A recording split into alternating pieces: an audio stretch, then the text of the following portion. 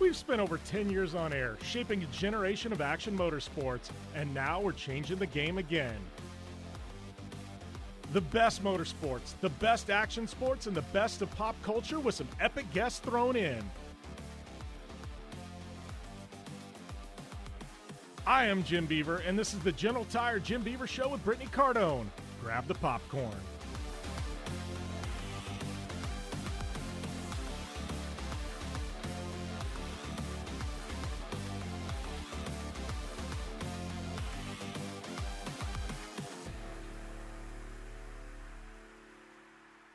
Welcome to the General Tire Jim Beaver Show. Sitting here with my good friend Skinny and Crash that we wanted to do for a while. I don't know. Shenanigans is breaking out right now. We haven't even started. We're supposed to talk here. Thanks to General Tire for making this all happen. And I don't know. Where were we? We're talking Shenanigans? About we were talking about kids' Christmas programs to start this off. So we're supposed to be talking about your careers and industry, but we're that is our career, Broham. Yeah. Well, good point. Listen, all right, so we're going to crack some beers here first, so we need to get Crash some wine, though, I think. And that's fitting. That I've committed 19 crimes? Is that what you say? That's fitting? When you have, as I open up a 19 crimes cabbie. When you have Snoop Dogg.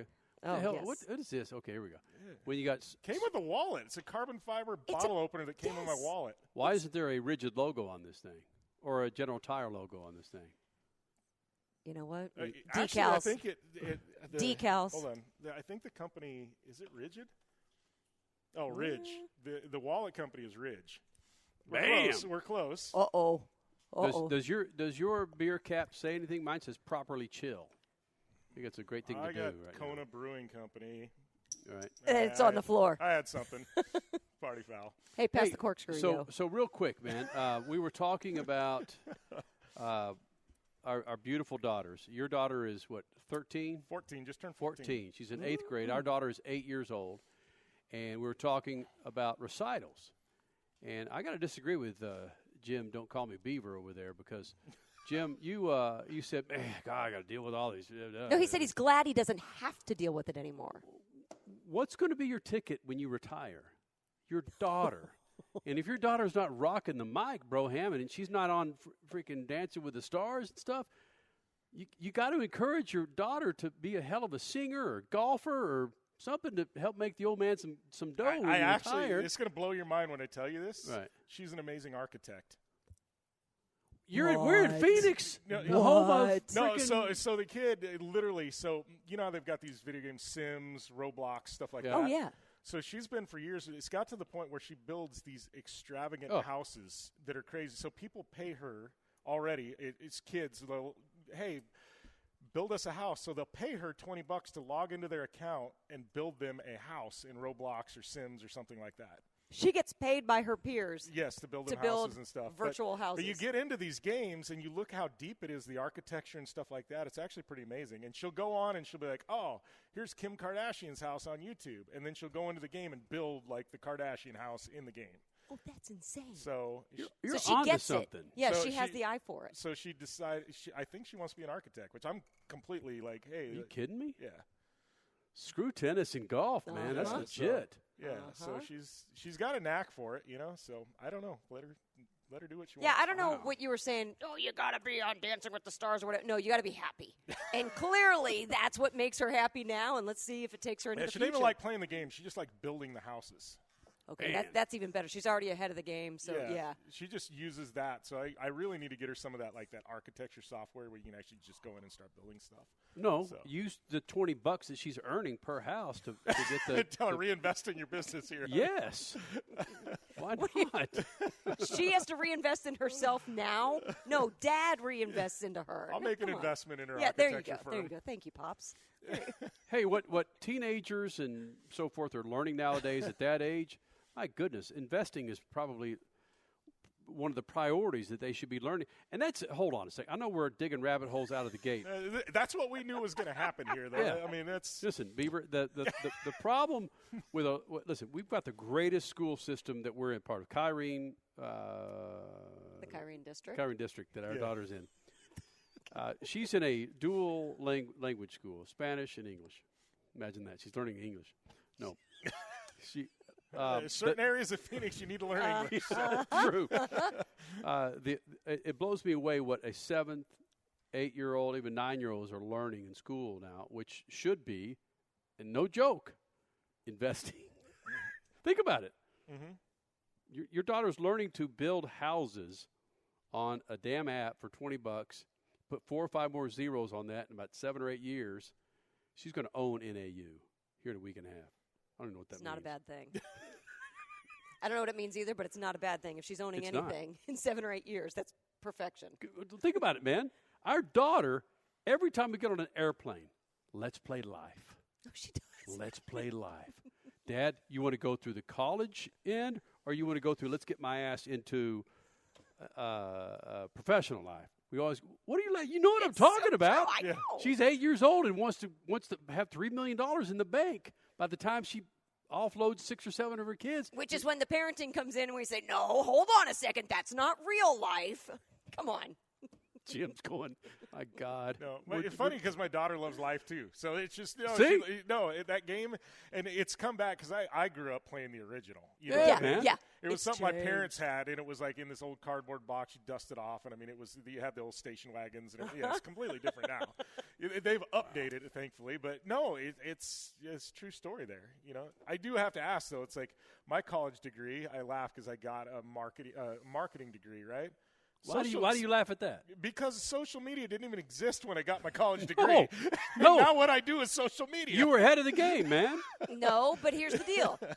Would you be in the position you're in right now? I mean, take the driver part aside. Would you be doing anything else without your marketing degree? Probably not. My business and marketing. No, it's helped my business tremendously. So, some of the consulting work, stuff like that. Yeah, absolutely. Listen, Jim Beaver, the minute a 21-year-old or 22-year-old walks into their first interview out of college, they're marketing. They're marketing themselves. Yeah. And I'm sure your marketing degree had nothing to do with that. But that's what you are. I mean, I walk in and meet my new friends here at Rigid, who actually I was in here 3 years ago. I'm marketing Speed Freaks. I'm marketing me. I'm marketing Crash. Anywhere you go, you walk up and you have a Speed Freaks logo, you're marketing. So, I mean, don't discount what the hell you did, Broham. No, and I do tell people that all the time. Racers, whatever, and you deal with as many racers as I do, and we've all been successful in this industry, but I tell them it's optics, always. Yep. Optics. And we're having a good time. We're having drinks, things like that. But I said, when you're out at a party, I don't care if it's a race, whatever, optics. Don't ever get drunk. Have a good time. Know when it's time to go to your hotel room. Unless it's the SEMA show. Yeah, well, yeah. That's only me. There's times. Times. But, and truthfully, we've all been there, but, the cell phones and things like that go away at a certain point, too, and things like that. So I just judge my drunkenness or my intake by the person who's actually paying me. If dude's getting lit up, bam, I'm right behind him. That's an interesting take. That's fair enough. I agree. I'll go with that. Kind of like drivers, though, on the podium, and they're drinking out of their bottles of Red Bull, or cans of Red Bull, I should say, or bottles of something else. When we know that it's water in there, it's not the actual product. Yeah. There are times at parties where, we might have a can of something, and it's actually water in there, but we just keep sipping from it because you have to. You have to maintain your composure when you are with clients or when you are with fan bases at times. Oh, I pulled this. It was funny. We were actually at Sandsport show. Jackie over there from Rigid. We're going to give her a throw out on this show. We were all in the bar or whatever, and everybody goes, shots. I don't do shots. Did you sing that song? Shot. Yeah. I don't do shots. So there's a round of shots, and everybody's taking shots, and everybody, and there's a few people that know I don't take shots. So I was like, I'll take a shot with you, and I had a beer there, right? I had about that much beer in the bottom, and everybody goes to throw the shot back, and as they tip their heads back, took the shot, I dumped it in my beer, and then I walk up to and everybody goes, oh, high five, and then, a couple minutes later, I just sneak over to the bar and tell the guy, hey, can I get another glass of beer? He goes, I watch what you did on the house. And he just poured me another beer, and so I just pouring the shots in there. I was like, I don't need to get lit up, and I don't do shots, but everybody wanted me to take shots, so it's like, you just play pretend, but you got to be cool. I've had friends that, that they'll start, that they'll just have the bartender, instead of a Captain Coke, it's just a Coke, and things like that, it's a very light, just. Have you ever had a car bomb? Is it a car bomb? Colson, Irish Colson, car you're a bomb. residential drinker. What is it? It's a car. What do you drop a shot into a beer or something? What? Jackie knows. That's an Irish car bomb. Irish car bomb. Yeah, damn it! I just said a car bomb. Hell, Kenny's like, what about an American car bomb? You know Street Bike Tommy, right? Travis Pastrana's main guy. The big he's just been a part of. That's like his third leg. Tommy is one of my dearest friends. I love Tommy to death. He is a brother. He literally would fly to Phoenix right now if I needed him, whatever. But so he decided he was down on his luck here about a year and a half ago, and he goes, Jimmy, you got to come back to Pastrana Land with me. You got to come to Pastrana Land. I was like, all right, sounds like fun. So we go back there, and he goes, we're going to go out tonight. So we go in downtown Annapolis. Everybody knows Tommy. Well, one of his best friends. Hold on a second. You go where? Annapolis, Maryland. Why? Travis's town. I understand that, but you don't just throw it out there. Downtown Annapolis. How many people say that? He just did. I don't know. You just don't downtown say it. Annapolis. I've been there once. It was with Tommy. So. I mean, yeah, it just sounded so weird to me, man. Downtown Annapolis, not Indianapolis, but Annapolis. Not Minneapolis. Yeah. Annapolis. But there. Oh, anyway, go ahead. Sorry, bro. Anyways, we go there, and Tommy, his best friend, owns an Irish bar. It's an Irish guy, and he gets in a fight trying to get the Irish bar owner to take an Irish car bomb. And he goes, "You do realize, like, they literally got in this argument." Oh, and he goes, "How bad that is, and how bad it is." And it was just funny because they got in this fight, and he goes, "It'd be like you trying to take me having a Twin Tower shot, and you taking a Twin Tower shot." Whoa. Wait, and they seriously? Yeah, they were literally like going back and forth. It was the craziest thing, and I didn't realize like Irish car bomb how much Irish people hate that. I learn something new every day. It's wow. But it was funny. But I saw them literally get in an argument. These are best of friends, and literally it was just at the end of the night they're hugging and whatever. Okay, yeah. But so you were onto something. We should call it a car bomb from now on. Take the Irish out of it. I'm going to show my age, but again, I didn't even think about that because again, people look up things on their phone all the time on video and radio. Look up the IRA, not an IRA, but the IRA. Look up the significance of, God, man, we're getting serious here for a second. Don't look it up. That's so true. I didn't even think about that. An Irish car bomb. That was so this is an incident. This was, holy smokes. We're going to get brutalized if I go too much deeper into this. No, it's fine. This is what this is. We never knew what direction this was going to go. You want to see, okay, all right. So this is, basically, though, the IRA that you're looking up, this is how the Irish car bomb, why? Not how, but Crash, why. Careful. Okay. Look, the Irish Republican Army, they were battling, and I'm going to go so far off the rails here, man. Excuse me. See burps on Mike. Way to go, Howard. They were battling, and they were battling British rule.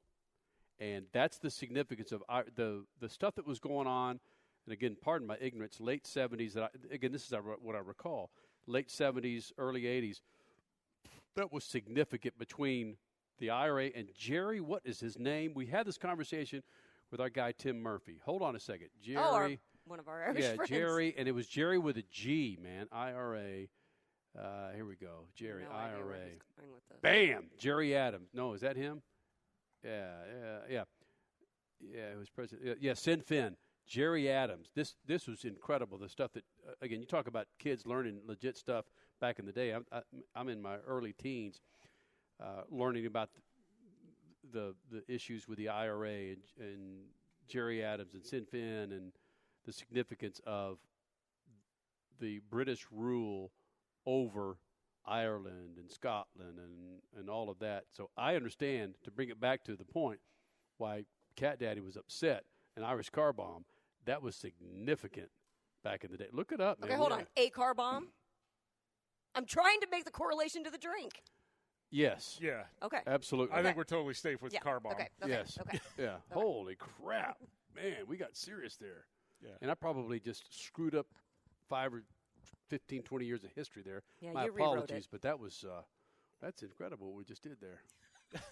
I love stuff like this. Literally, my notepad of notes for this was literally like. Show the camera. doesn't need to Show be the camera. Yeah. There you go. And that's typical speed freaks. Yeah, That's why we get along with you so well. Like you, Jim.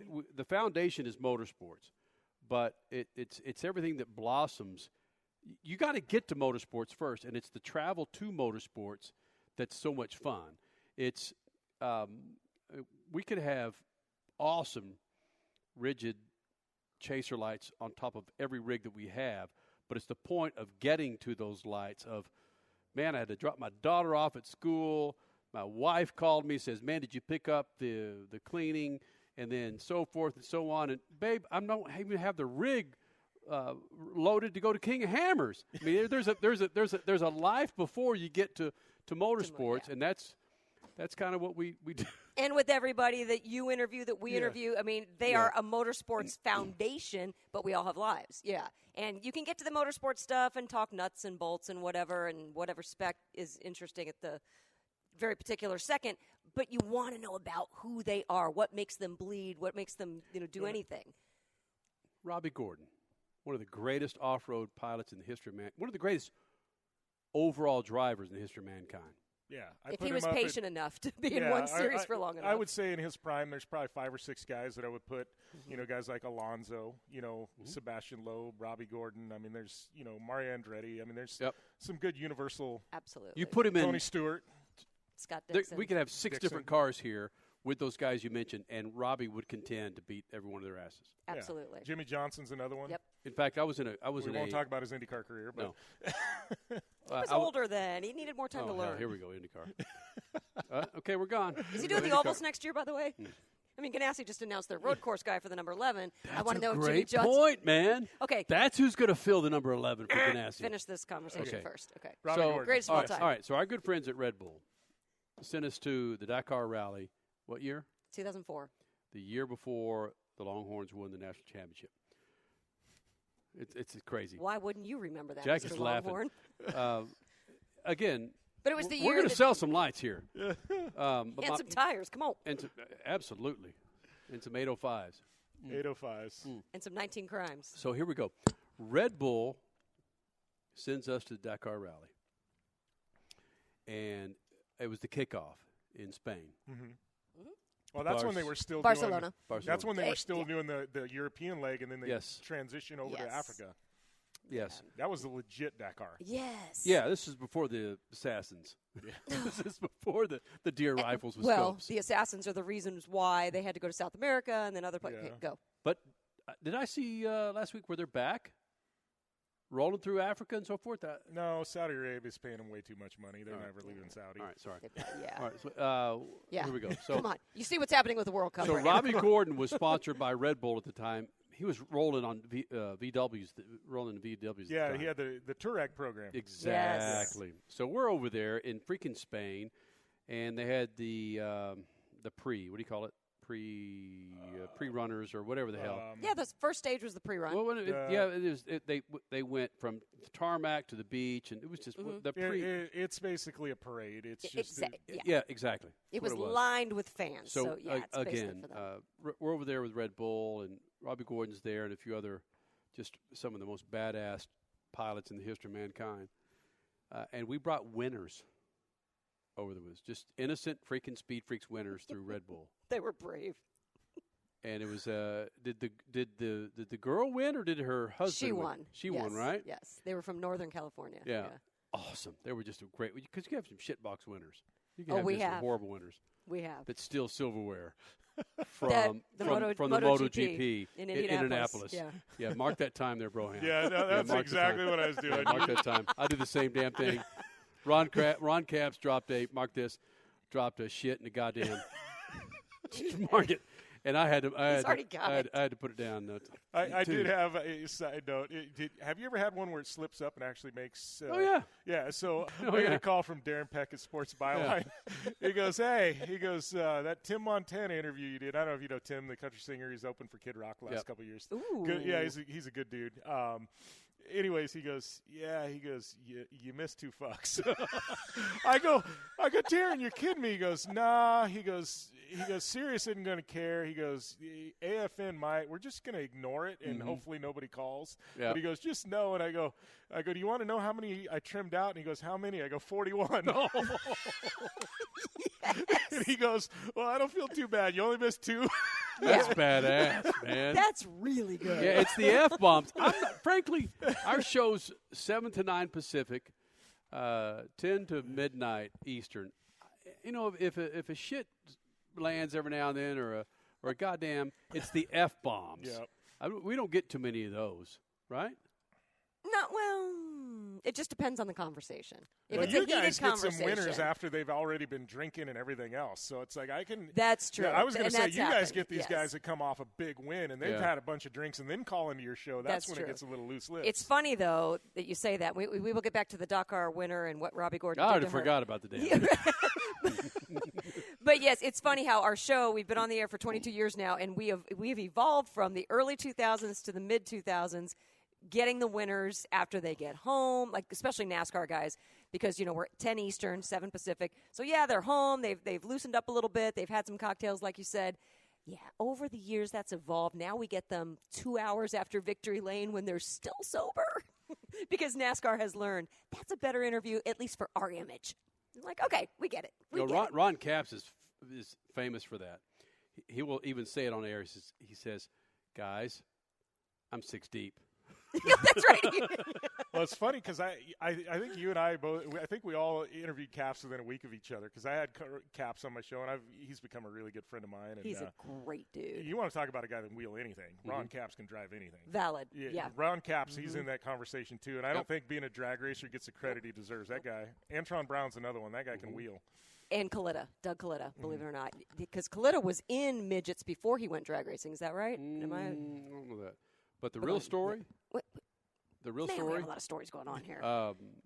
We're all over the place. We are. Doug Coletta, his uncle Connie, and Ron Capps have something in common.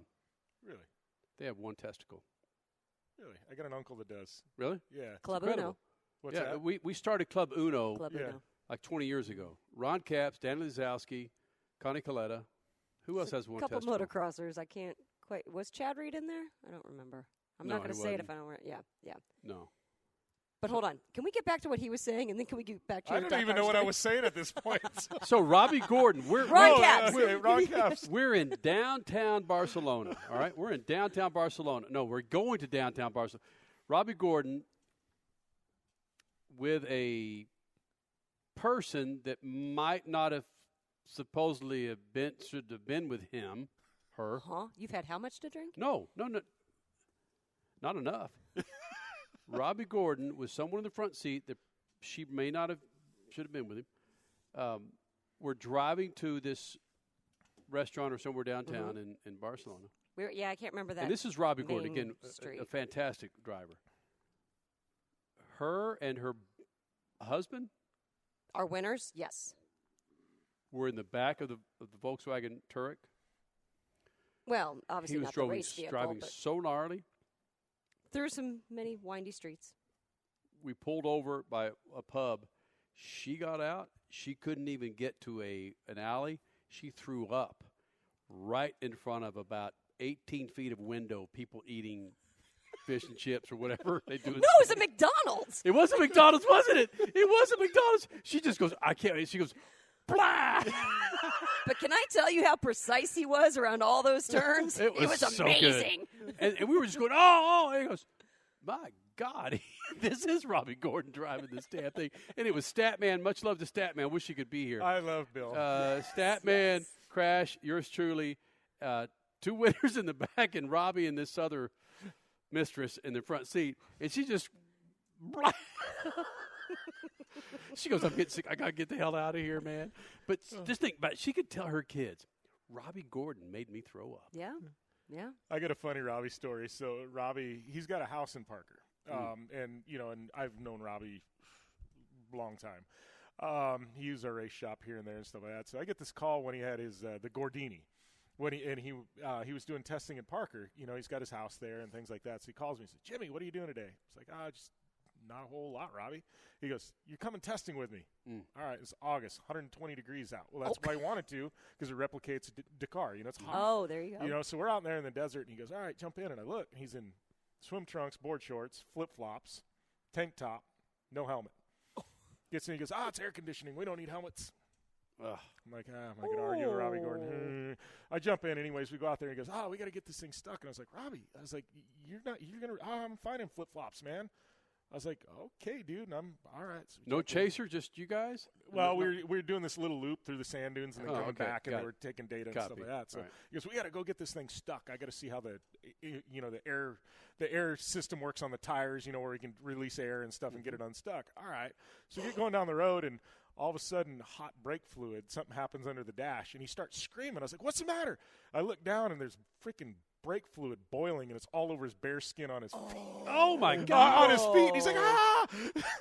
So I was like, what? He gets out, and he's like, oh, crap, and this and that. So we go, and he tightens something up. He goes, all right. I'm looking, his foot's just red, skin peeling, and I'm like, oh, You saw the skin peeling. yeah, and I'm like, oh, this is bad. So anyways, he goes, it's all right. And dude's gutting through it. So we go up there, and he gets it stuck in the sand dune finally. All right. He goes, we got to go and check these tires. He jumps out. Dude in his flip-flops steps in a cactus. Oh, no. With the same feet that it just had the skin burn off. And I get out, and he's screaming, and I go around, I look, and he goes, don't even say it. Don't even say it. Because you were telling him about flip-flops from the get-go. What year was this? What year in was the this? world? Oh, gosh. I probably got the photos. It had to have been 14, 15, Think 16. how that would blow up on social now. Yeah, you'd be like, Robbie, wait, move your foot a little bit. Hold on. Yeah. Damn it, man. Oh my gosh, I just laugh. I was like, poor dude. Like, and I guarantee you, this day, if you win, he's gonna test at least in tennis shoes or something. Right? Oh my He has God. raw skin and then cactus needles. Just I was just like, oh, that poor dude was just.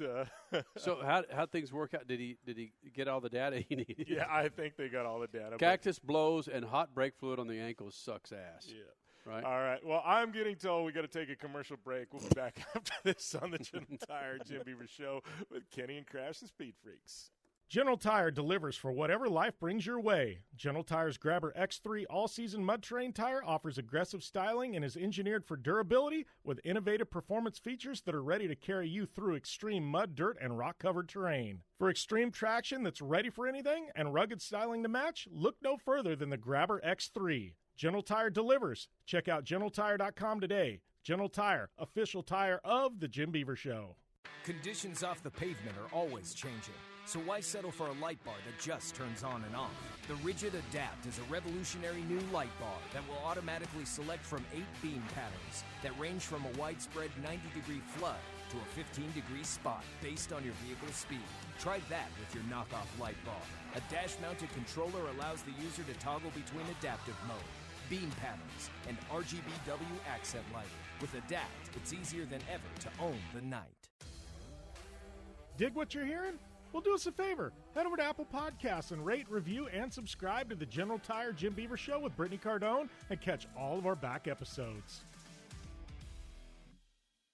Welcome back to the General Tire Jim Beaver Show with the Speed Freaks, Kenny and Crash. And we've just been talking about our good friend Robbie Gordon, and I don't know. I don't even know where to go. I feel like he'd have a million different stories if he was sitting here in the room, and he'd probably be... But, we would go Robbie through Gordon all couldn't the alcohol. sit here. No, that's Robbie true. Gordon couldn't sit here. No, he can't. No, he couldn't sit here. No. I was in a cart one time, and I want to say it was back with this celebrity. Yeah, it was a celebrity sports car race in Southern California. It wasn't Long Beach Grand Prix. So something different. Yeah, and then they had a bunch of the drivers that were going to run in this Grand Prix in these carts, and I was in this cart, and I was doing a bit for Speed Vision. I'm in this cart, suited up, helmet, everything, and I feel this. It's Robbie Gordon pulling me out of this goddamn cart to get in this freaking cart. Happy bastard! You were in his cart? No, I was in my cart, and who's the dude who spun out on the warm up laps? Oh, Roberto Guerrero? Yeah, he's right in front of me, man. Yes. Yeah. You and all the SoCal guys? Yeah, I don't know what the hell was going on, man. I will say, if you want to talk IndyCar for a minute, you talk to anybody in off-road, the one Indy 500 they remember, actually there's probably two of them, was Robbie Gordon running out of gas. 99. The other one would be, because everybody in off-road knows Paul Tracy, would be Paul Tracy in the Helio thing. 03? Yep. Oh, God, that one I still watch, and I just, I love Helio, but I still think PT was screwed. Yeah, yes. Elio's an amazing dude, and I mean, it's awesome to see him as a four-timer now, but that's always a question mark in the back of everybody's head. You want to talk about asterisks in sports? I feel like there's something. Ask your opinion, Beaver. What's that? Who do you think won? I think PT did. Absolutely. Why? Absolutely. Because if you look at the timing of when the yellow light came on and where Elio and PT were in relation to each other and the pace car, PT was ahead. I do love the banter on social media between Helio and PT every Ooh, May. I haven't paid attention to this go on much. Instagram. I mean, this last year they were kind of going back and forth and riffing each other, and like it's. Is it better now that PT's not in the booth? Yeah, I don't know. Because he can just let go now. Yeah, PT is very his Instagram sometimes. Wow. Yes. Yeah, you want to look around. If you somehow end up on his Instagram, you want to look around going, did somebody see me get on Paul Tracy's Instagram? Damn. Did our good friends at General Tire see us get on Paul Tracy's Instagram? Yeah, are they tracking? Wait, what's going on here? I get that. And Paul Tracy's been in the Freak Nation numerous times. Yeah. And again, that's a rabbit hole I don't necessarily need to go down, but. Yeah, but the bottom line, I mean, everybody has distinct personalities and beliefs and whatever, and social media has brought that out, and maybe in ways that we didn't expect, but it is what it is. And maybe Paul Tracy's set for life. He doesn't need to worry about financial. Is set for life.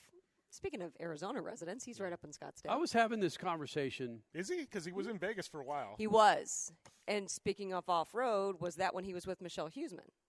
That was a very brief. Yeah. That wasn't real long because she's with Johnny Angel here in Phoenix. And she's in Phoenix. Yeah, all the Vegas, Phoenix, SoCal, it's all incestuous. Well, PT had a house in Parker in the Keys on the river too for a while, so he was coming to Parker quite a bit, and so a lot of locals got to know him and things like that. Okay. So I kind of had his party house, but. Is it true he would wear a cool green thong to the river? That I don't know. Team Cool Green, really? Yes. Speaking of mid-'90s. Yes. There was that era, though, guys like PT. Even in NASCAR, and Greg Biffle's a good friend of mine, but there was a NASCAR and IndyCar era, not overlapping, but IndyCar drivers made a ton of money. Yes. And there was an era there in NASCAR where those drivers made a ton of money. Mm-hmm. Oh, okay, just the financial thing. Yeah.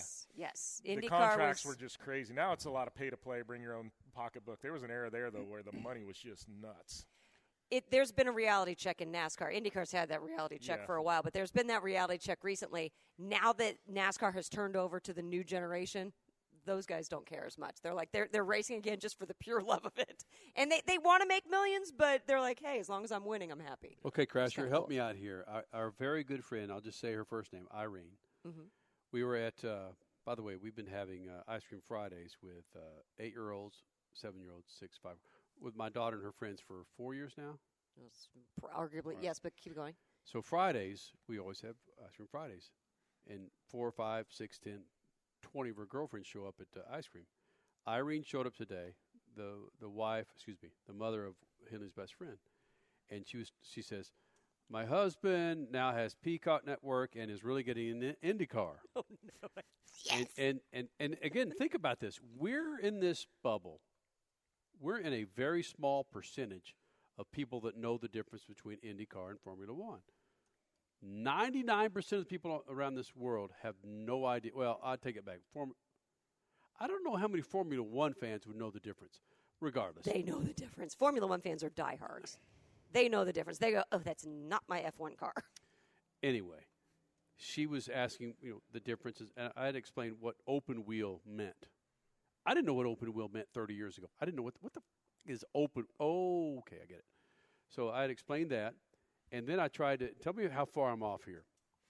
I was explaining about the price differential between Formula One and IndyCar. I said, listen, because they're big Drive to Survive fans. I said Red Bull team or any of those front runners. Yeah, they're big on the team that cheats. Any of those front runners. It's going to cost you $150 to $200 million a year. Is that right? What is the cap now? I've lost track. It's just under 200. Yeah, right? Remember, I they cheat. So I said 150 to 200 million.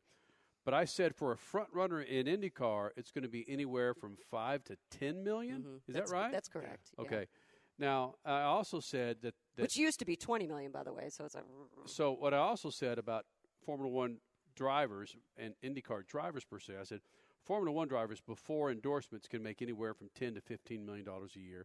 Then you tack on endorsements, you can get, 5 to 10. Is that right? Does that sound about right? Of a lot. It just depends on the endorsement, but and if your name's Lewis Hamilton, you get just right. And you just don't report half of it. It balloons. But yes. IndyCar drivers I was explaining to her. It said IndyCar drivers at one time they were making $5 million a year. The last one to make, I believe it was $10 million, and I could be totally off on this, but I believe the last one to make $10 million in salary only was Dario Franchitti. And those days are gone, obviously. Okay. That was when, like Champ Car, when they were doing international, going to Australia and Germany. It was almost like a miniature Formula One series. Yes. At that point. So I think everything was escalated: budgets, driver salaries, sanctioning fees were still being paid at that point of about $1 to $2 million, and no, they can't get that now if they even tried. Yeah, so I said, how much it's digressed. I said a successful front-running IndyCar driver now will make under $1 million a year, $750. I'm not saying Scott Dixon. Yeah, I know. Definitely not Scott. I'm not saying Scott Dixon. And definitely not but Will. I'm saying I would say maybe a Marcus Ericsson. Yeah, but I don't think. I think he can. I'd say Rossi probably hunted a pretty big salary too. Yep. I think you're right. I think all the McLaren guys. So yeah, I think. Really? I don't know Why? if Felix is $1 million. He's won the Indy 500. What else? Alex Palou. Let's talk. Let's talk about. Rossi's a great personality, but why? Why does he get more money? Because his dad, and because he's got. Yeah, I mean, he just. I don't know the answer to that. He's run his business very, very well.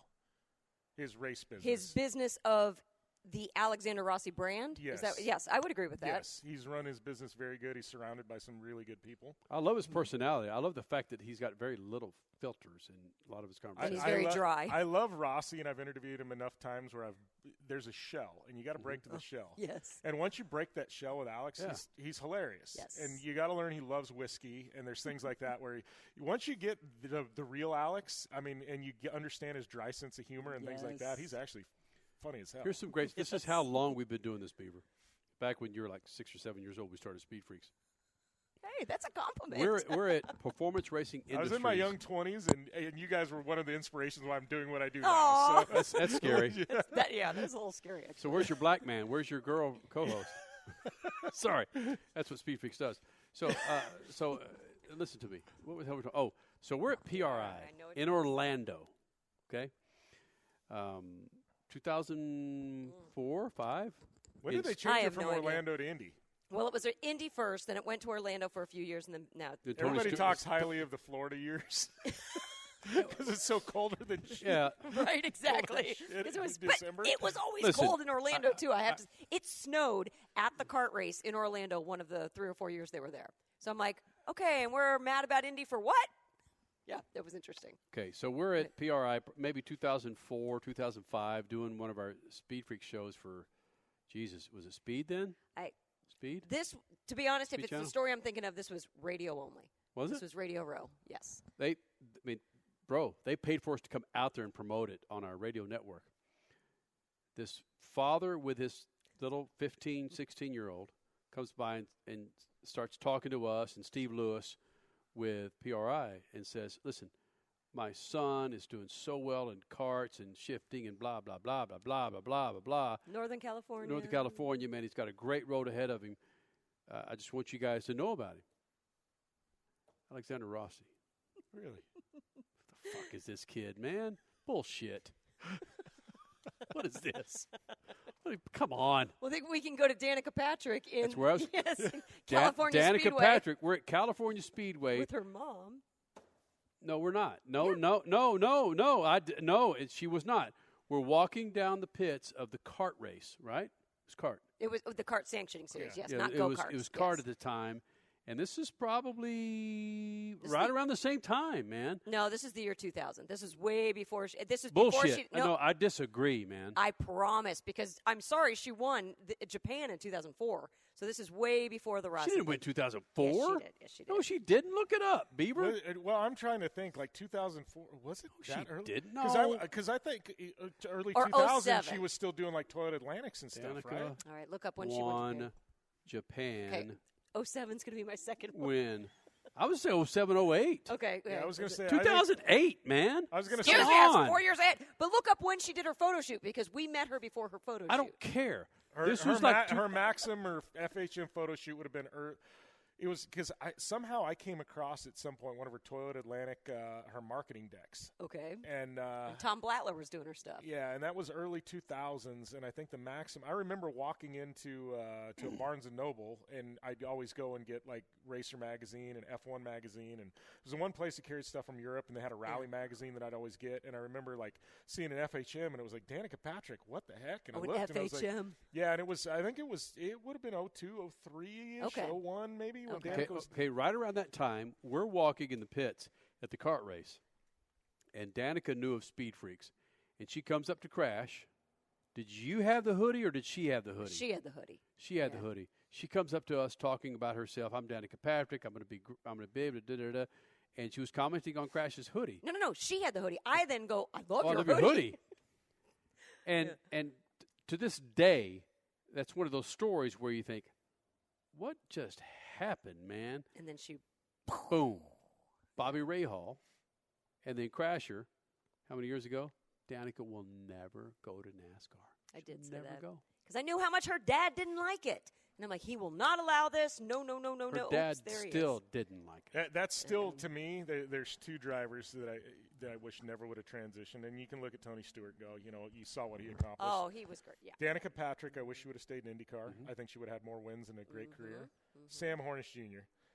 Agreed. I hated when he went because he was just the poster child of IndyCar at the time, and then and he just dried up. And I'm like, he could have been Dario. He could have been one of the all-time greats, I think. But Dario came back. Dario constantly did something with himself. So that's true. I'm being harsh on Dario because again, if you want to compare him to those guys, Parnelli Jones, AJ Foyt, Mario Andretti, that said, "F it, I'm going to run." Yeah, anything. do what you want to do.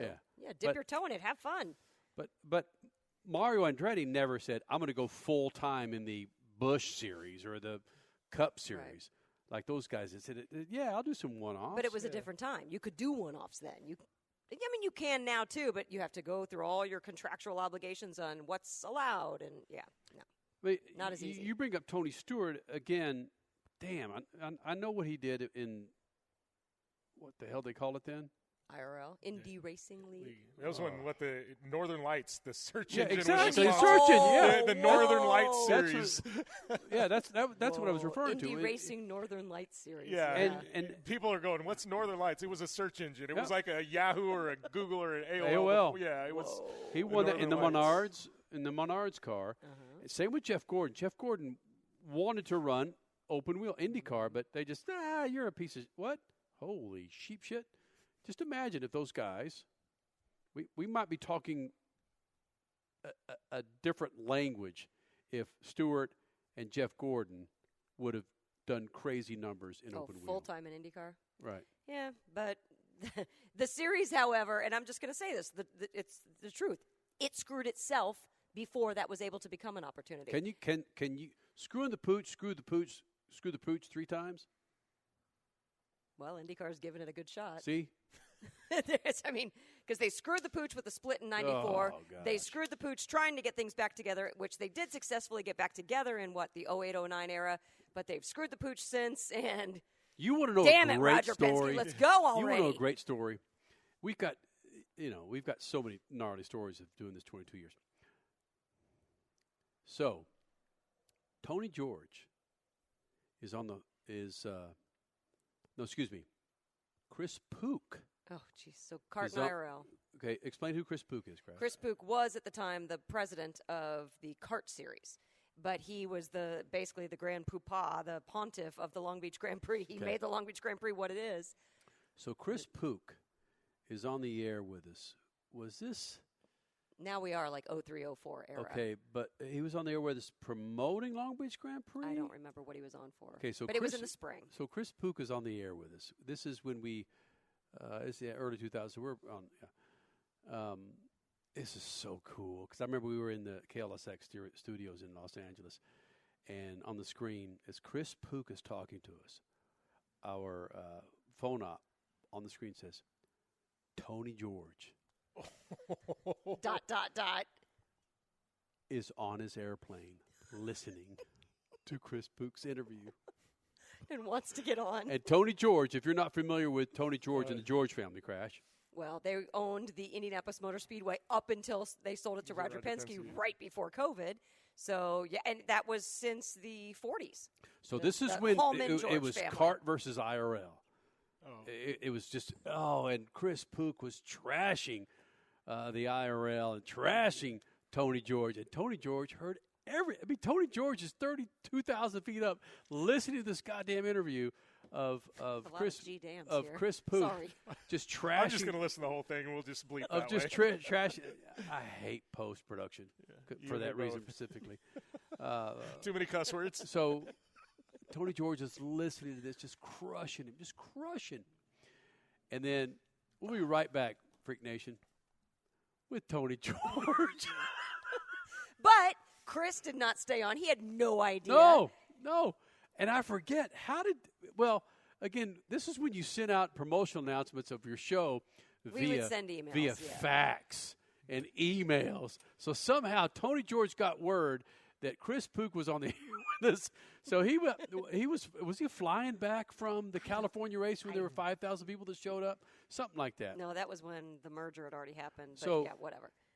That's just another one of those instances where we're doing an IRL promotion at Dave & Buster's in San Bernardino with IndyCar drivers or IRL drivers, and because we just a lot of pre-race parties back then, and in comes this guy where Crash goes, "That's Tony George."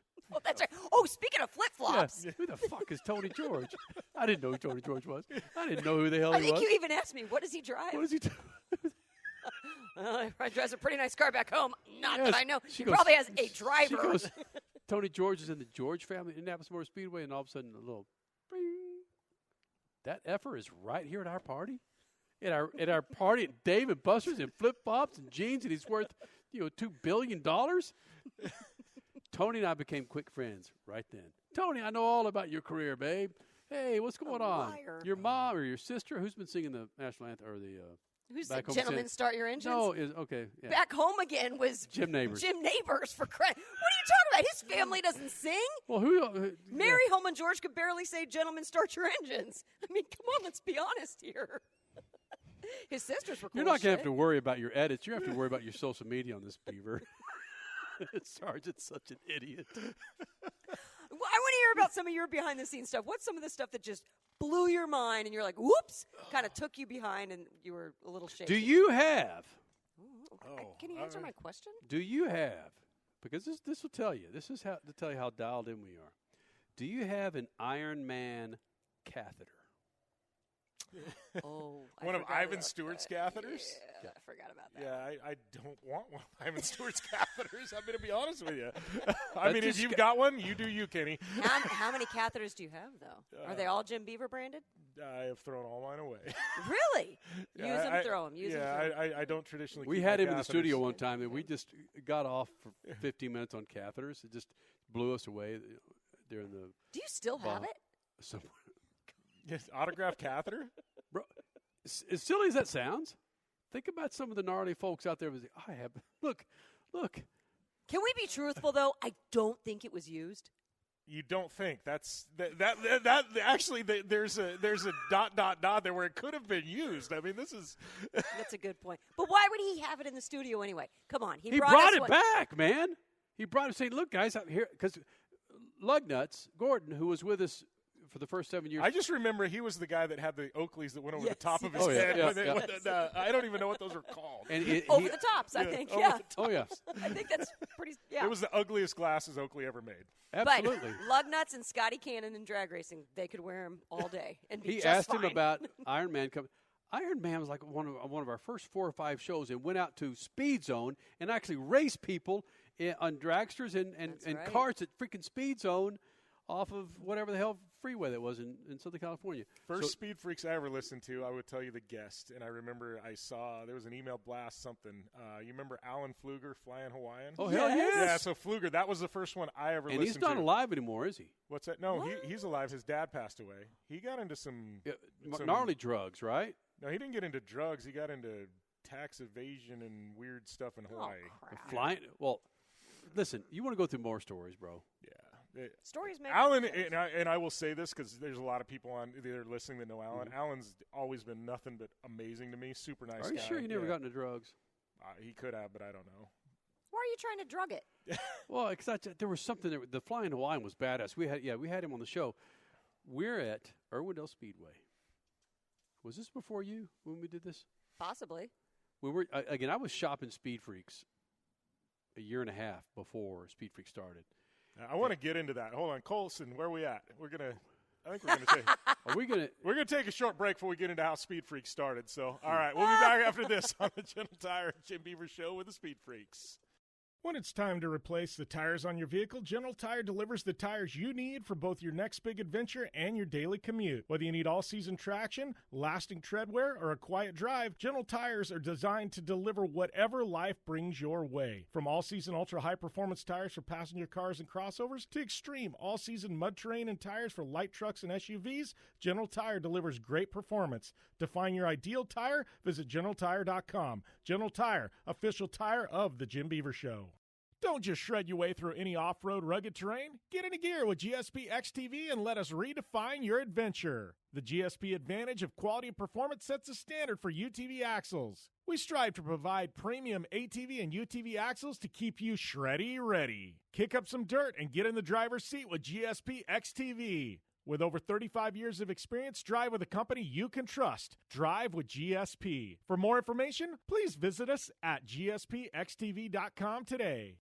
When looking for a new wheel for your off-road vehicle, car, truck, or UTV, the choice is easy. You choose what the pros use. Rob McCachran, Keegan Kincaid, and myself, Jim Beaver, all exclusively use Vision Wheel, whether we're dominating Baja, taking the cup at Crandon, or shredding UTVs. Vision Wheel's trend-setting designs and durability will set you apart from the competition and your friends. Check out visionwheel.com or at Vision Wheel on social media to learn more. Life is all about sound, the sound of sports, the sound at the racetrack, and the sound of your vehicle.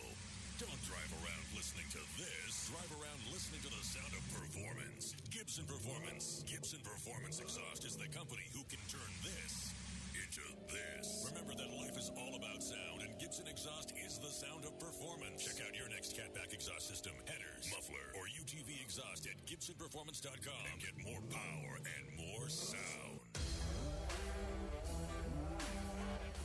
Social media? Yeah, we've got that. Jim Beaver 15 on all major platforms and Jim Beaver Show, JB15 Group, and B Cardone 15 on the gram. Welcome back to the Gentle Tire Jim Beaver Show with Kenny and Crash. And Hey, I'm sorry Statman can't be here, man. you know what? I love Bill Wood. Yep. He and I don't know, we only run into each other sparingly every 5 or 6 years at some rally event or something like that. There you go. He loves you. I think you guys were married about 5 or 6 years ago. No, I love that guy. He's one of the most genuine human beings Yes. I've ever met. And Yes. heart of gold and just, I mean. Statman and I know each other, and I damn, I know we're going another 30 minutes, but we got to go get some food. Yeah. But Statman and I know each other from when I was entertainment. So it's all done. I'm not all done, though. No joke, man. Mine just some says pansy ass. He keeps saying properly chill. I get that, man. I'm already chilled, but I can't. Talking about your beer They're cutting bottle me tops. off, and I'm only on my second beer. That's yeah, the problem. no, that's wrong. So Statman and I worked together at UPN News 13, KCOP in Los Angeles when I was hired from KLOS.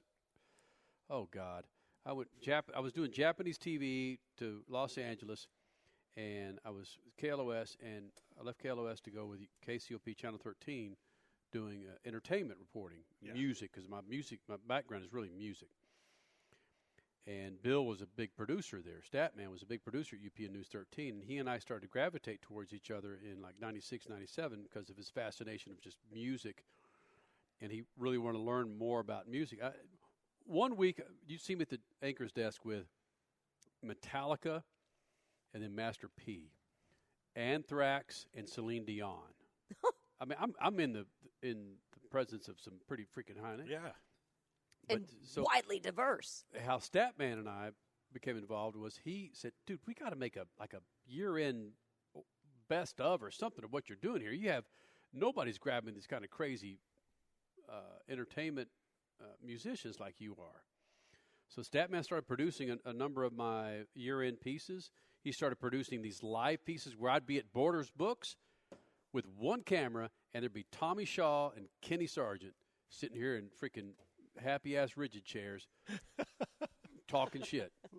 He produced that. It was, you can ask him. I'd anchor sports and then go put on my snappy little Tom Jones shirt, and I'd host, George Thorogood. So that's how far back he and I go. All right, so we want to go back to flying Hawaiian. Statman to flying Hawaiian. Let's go. I'm getting hungry, man. So I shopped Speed Freaks for a while. I put together the most bullshit, stupid-looking proposals now that you look back at it.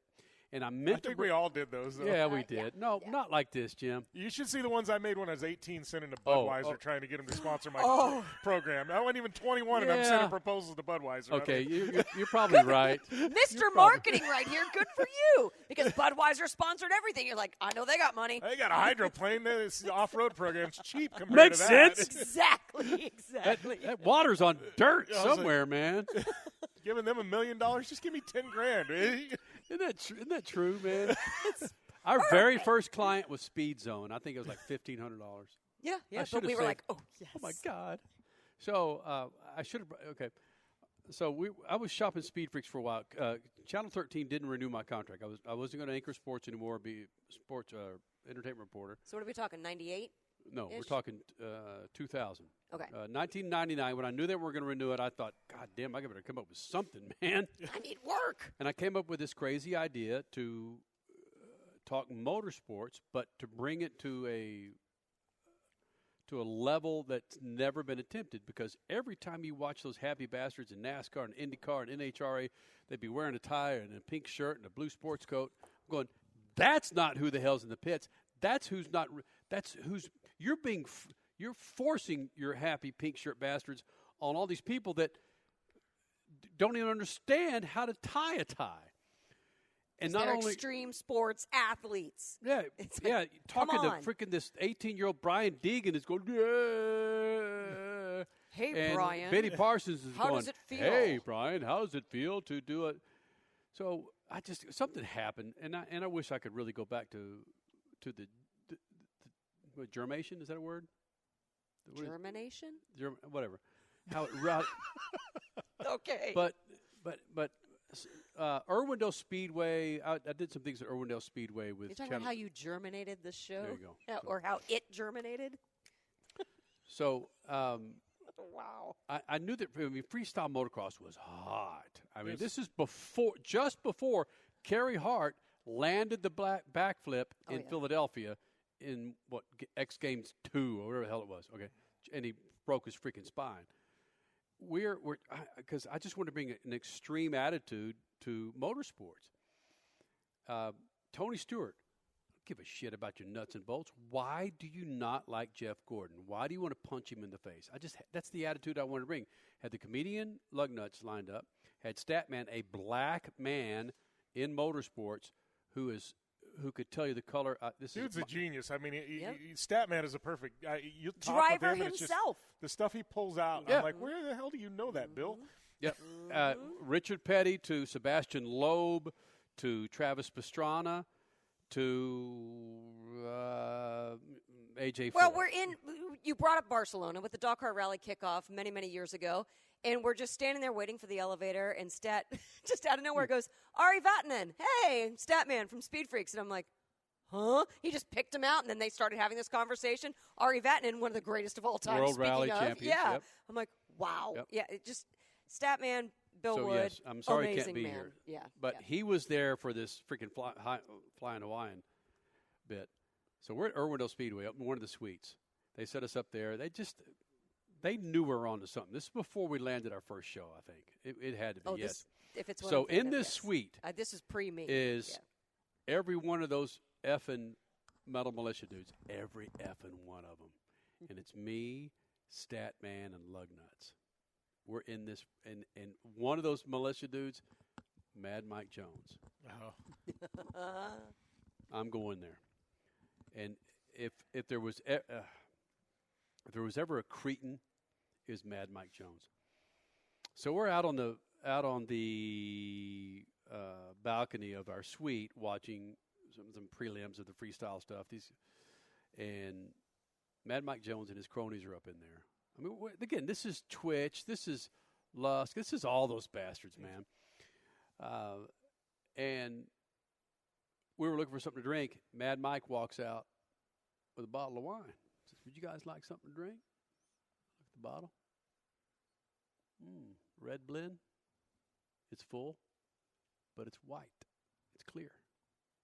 Mad Mike Jones pissed in that bottle.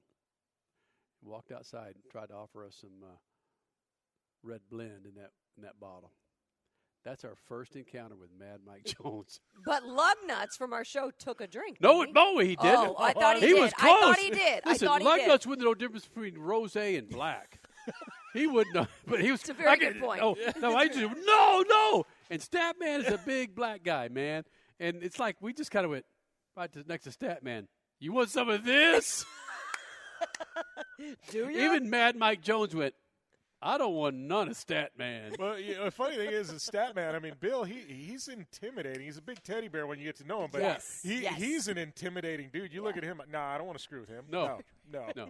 His aura, his presence is, like big black bear. Yeah. But you're right. You get to know him. He's the teddy bear, actually. So this is before I even knew her.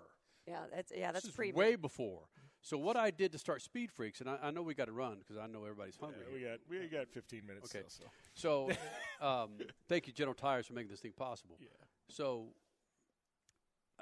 I created this idea, and did I have Stanley by then? Did I have our sugar daddy? Oh, he was pre-me, too. Okay. Yeah, sugar daddy. We had. What it was, man? East Coast sugar daddy. I was looking. Okay, you want this? You want the real story? Oh, boy. I'm on Yes, Jerry we do. Tolliver's bus at a WWF promotion down at Anaheim Convention Center. That's right, This before is the when lawsuit. Jerry Tolliver and one of my most favorite drivers in the history of mankind, NHRA. I saw him and his wife at the U.S. Nationals. He was driving the other WWF funny car. oh gosh, I forgot those were even funny cars at one point. Wait, are you not Scotty? Who was the other guy? No, hell no. No, that was all Oakley. Right, so Jerry right. Tolliver was on his bus at this WWF big promotion at Anaheim Convention Center. And Jerry knew I was shopping it, all right? Jerry knows I was shopping because Jerry was part of the very first promo we cut. Jerry Tolliver, Jeremy McGrath. No. When we actually did our first show. Okay, anyway, Jerry Tolliver was part of our promo that we cut with the original on-air Crash Gladys, which was Lisa something. Jim Epler. Jim Epler. There you go. There you go. So Jerry loved Jerry. He was helping me shop it. What are you laughing at?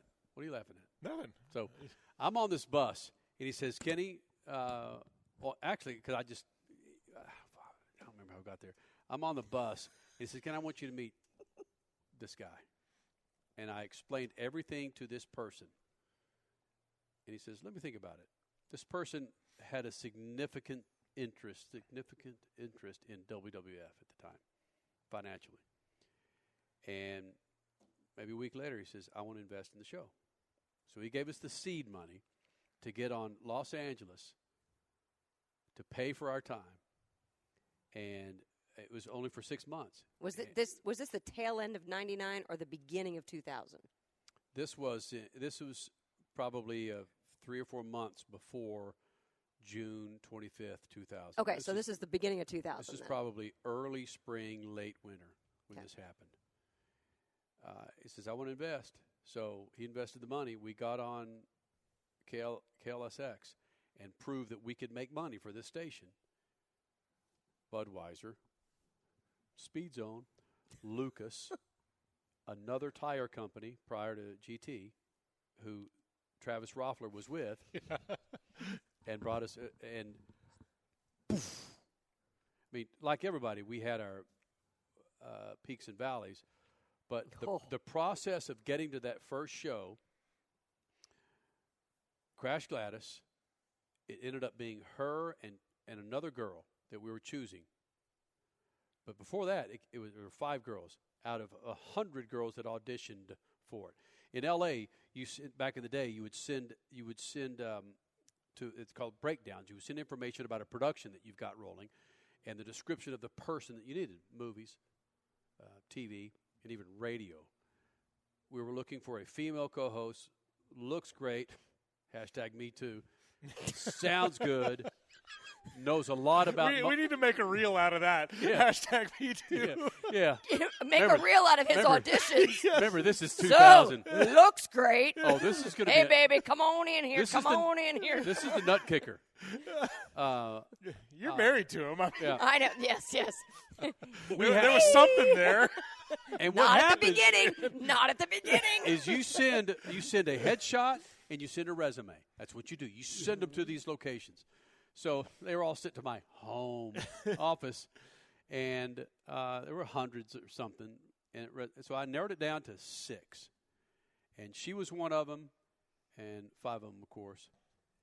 And it was between you and what's her name? D-Mart, we were the final 2. Yeah, but are you trying to get the celebrity? I'll get there. Okay. We met D-Mart at what was the Mexican food place off of Chewy's or something like that? Yeah. Chewy's or Chevy's or it was Chevy's. Chevy's, okay. Chevy's off of Ventura. Ventura Boulevard. We met. Did we meet you first or D-Mart? You met me first. Met because her then first. I went outside and I had to crank my alternator back because I had such a POS car. It wasn't your alternator. It was a 1982 Toyota Tercel. It was an alternator. It was her. Was it an alternator? Mm-hmm. Anyway. Yeah, it was a very crap car. She shows up. The 3 of us, the 3 dudes are there talking to her, interviewing her, and the D-Mart shows up. We eventually hire her, okay? Her original name was going to be Smashed Gladys. There was a band. I meant to bring the shirt here. There was a band. That wouldn't be good, would it?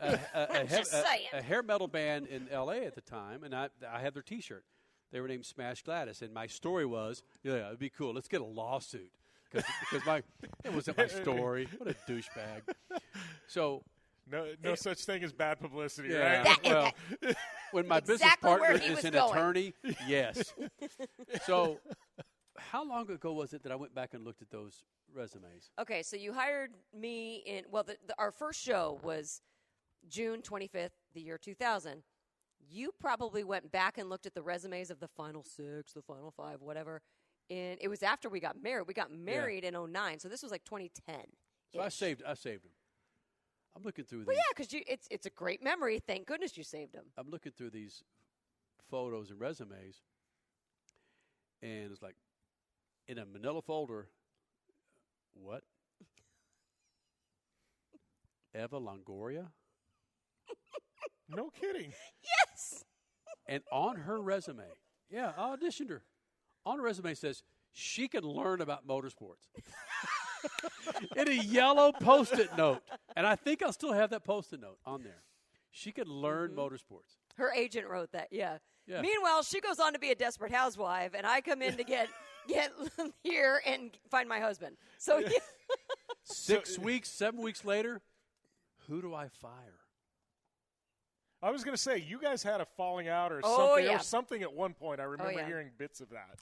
he fired me. Okay, speaking of Speed Zone, this had to do with Speed Zone appearance fees or something, and I was all pissed because I'm going to tell Kenny how to run his company. He just hired me 7 weeks ago, but I'm going to tell him how to run his company. Oh, I was a bitch. I was. I absolutely deserved to be fired. I thought I deserved more appearance fee, whatever. You fired me appropriately. You tried to rally the troops. You tried to rally Statman and Lug. I think you're right. Yeah. Come on, guys. Don't we need more money? I mean, seriously, listen to me, not Kenny. Well, whatever. When that was horrible. Statman and Lugnuts and I have been working this thing for an effing year. I've gone through a couple of crash Gladyses and so forth. And here's Crash. I ain't got any more money. It's like, listen, #MeToo. It's like, it ain't happening. So it took one show of – we've got promo pictures. Oh, hold on a second. It took one show of Crash hearing my ex-girlfriend. No. You had the girl. Your ex-girlfriend was in the promo pictures. You had the girl that was up against me, D-Mart. She was the one, and she was good. I disagree. No. I'm was it D-Mart? 112,000% positive. Yeah. You had D-Mart on the show, and I heard her, and I'm like, oh, she knows her ass. She's good. And I'm like, that's it. I got to go crawling back because I want this job. More than anything, I screwed up. I get it. and don't you dare put that girl in my position. I'm living in a guest house in Van Nuys, so I'm back behind the front house, and it was a full-on bachelor pad. I mean, it was a guest house with a pool, a garage. It was just the best freaking. It was so sweet. I'm coming out one morning, in my boxers and some ragged-ass shirt, to the trash and emptying my trash can. My garage is here, house is back here, front house is up here, and I'm emptying the trash can. I look up the long driveway, and I see, F is that walking up here? That is the OG Crash walking up here. She is about to shoot me. No! How quick can I get my flip phone and video? We can flip video phone. that. No, you couldn't video. She No, just you could not walked up video in a flip phone. and just short of getting on bended knee, it was like, I'm sorry. I am sorry. It's all you had to do is put another girl that knew her S on the air, and I'm like, okay. So here we are. Yeah, you had a heart. It worked out, though, right? Well, okay. So then he still had a girlfriend. I still had a boyfriend, and we don't need to get into that. Yeah, Crash. we do because it's No, reality. It's not. We still That's butted when heads. Beaver Productions writes the book. Let's save it. Can we save a nugget for these people? No, we still butted heads. But then it turned, so you turn over the new year, and it's like, oh, so how are we going to make money in the next year? I don't know. You know, we're just shooting in the dark here. And so I'm like, I'll go on sales calls with you. And then guess what turned us into a relationship? I'm looking directly into Carlson's camera. This red substance, this red wine substance, was kind of nice after a few sales calls. I'm just saying. Just saying. Jackie, what's going on here, man? Hashtag me too, man. No. Yeah, no joke. Wrap the S up. So would that have been a Me Too? But it wouldn't have because it was consensual. Yeah, it wouldn't have been a Me Too. No, because it's consensual. Yeah. That's the whole thing about this. Yeah, whatever. No. Okay, that's a whole other conversation. Whatever. So, needless to say, it's a whole lot better than swiping right or left on an app. So. Isn't that the effing truth? It's a whole lot better than swiping. So that's what I tell people. I'm like, when was the last? How come you just can't go into a bar or go somewhere and meet somebody now? Sit down. Yeah. Because you're a creeper. I'm looking at you because you're hot, babe. You're a creeper. Well, your shirt is down to your. Oh, it's a creeper. Wait. You talk as if that's been a thing. No, it's not a thing. No. Not a thing now, but at least I hope not. It's never a but, thing. No. What? But that is, we've seen it. Oh, yeah. We've seen it with a lot of our interns over the hey, years. what was the motorsports app that advertised with us for a while? Motorsports app. Yes. It's for motorsports fans. RacingFansConnect.com or yes. something. Is that like, what is the Farmers Only? Yes, it's the racing version of Farmers Only? This is what Lugnuts was still with us. Jackie's over here from Ridgey going, what app is this? What app is this? Exactly. Yes. No, but this was... This was literally late 2000, so like 08, 07, whatever. No. Lugnuts was still with us. Lugnuts was gone in January 2008. Okay. This is 4 or 5. Oh, my God, yes. because he brought them to us. Oh, so he did. This was way before Farmers Only. This was RacingFansConnect.com. Yes. Yeah. Oh, man. I don't know how well, obviously not very much. So but stupid. No, it's not. It was ahead of its time. It was ahead of its time. No, exactly. If it would have been something where you swipe left or right now on an app, it probably would have killed it. Back then you were swiping Section left G. and right on something else. Yeah. Okay, whatever. We didn't get into all our anyway.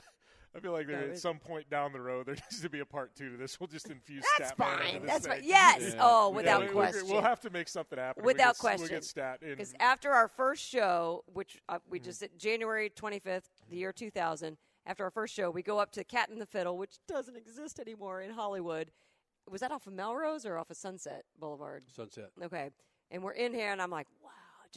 My first time in this place, I'm like, the vibe here is just so old school but cool. Statman rips out all these cigars, and he's like, Crash, you want one? I'm like, yes. I'm like, I'll do my best, Monica, in the cigar sense, whatever. What's going on here? No, I did. I said in the cigar sense. Come on. But well, we had that's my point, man. That's the whole in the cigar sense. Yeah, stop it. Just stop. Jesus Christ! Even Beaver's turning red. Crash. I'm not turning red. I'm laughing. I think it's hilarious. From the cigar. That's the whole point. No, not the dress. You're digging the hole deeper there. No, not the dress. Just stop it, Crash. It's like you trying to explain the IRA, man. Holy crap! Just smoking. That's all. Oh gosh! Yes, let's please find some time to include Statman. Yeah, we definitely need to do a follow-up. Because I will just sit back and let these two effers talk. That'd be awesome. Wow. Oh man. Well, do we wrap this up, or I think it's time to wrap it up. Do you want to give a big shout out to General Tire though before we do? Yes. I wouldn't be where I'm at today without General Tire. I know you guys wouldn't be where you're at without General Tire. I can't put this on my wine. Can't do it. So it's all good. It's just a lot behind the scenes they do for a lot of different people in this industry, and I don't think people realize that. So valid point. Yes. You know what? They put a lot of food on the table for a lot of people. And not just in what we do, but from other series. Oh, yeah. Across the planet. Yes, but also behind the scenes, not just in a sponsorship sense, in a hospitality, in a charity. I wouldn't even say that word. Just in a genuine sense. Yep. Yeah. And I will say, I've never really been public with this, but I think when 2020 rolled around and COVID, and the way General Tire supported me, supported everybody they were with. It was the toughest time. Everybody's dropping people like flies, and General Tire said, just continue to do what you do. Yep. And, to me, that was huge. Well, kept me afloat. It proves what your brand has done for them. Yeah. To be able to stick through. I mean, that was thick, bro. That was thick. To be able to stick. For them to say, Beaver, stick around. It's like they got it. I mean, where were people going? They were going to the freaking desert. They were going to the dunes on those GTs, and you were talking to them. Yeah. Sounds good, doesn't it? No. Everything I've got's got GT. They deliver me just about everywhere, right? Right. Bang. There you just that was the liner we needed there. Nailed it. They deliver us. Well, GT delivers, right? They do. Yep. Hashtag. They're going to deliver us to a restaurant and more yes, drinks they here are. in a minute. So. They actually are. They take me to the drugstore every day, the grocery store every day. I mean, it's just, come on, let's be honest. You know the drugstore every day? Walgreens, CVS, come on, what are we talking? I didn't mean. Drugstore. He takes it literally. Come on, who's the literal Linda now? No, they take our daughter to school every damn day. Right. Oh, same here. Right. Absolutely. Right? You know that. You text us, hey, I'm picking up my daughter. You're like, yeah. Drugstore. It's great. Well, they do. How many times do I print photos because our stupid printer at home doesn't work? Just go with it, Jim. Damn photo printers at home. Bastards. It's a Canon selfie that Which, sucks. by the way, I found a freaking we're emptying our storage closet. I found a freaking scanner in one of our boxes. Remember? Whoop. Bam. Bam. Bam. Remember scanners? I was hoping for fax machine, but that was just no. Seriously. I wanted the original fax machine you were sending Speed Freak faxes out. Oh, I still have some of our proposals that I would send, and you'd make a copy of the fact that you sent them. I still have on that fax paper that's just that you barely see it. Hey, Carlson, what's a fax machine? Nothing but the facts, man. No idea. Nothing but the facts. That is a great way to end this one. Thanks to Kenny and Crash, the Speed Freaks. Thanks to General Tire, Rigid Industries. Signing off here on the General Tire Jim Beaver Show with the Speed Freaks.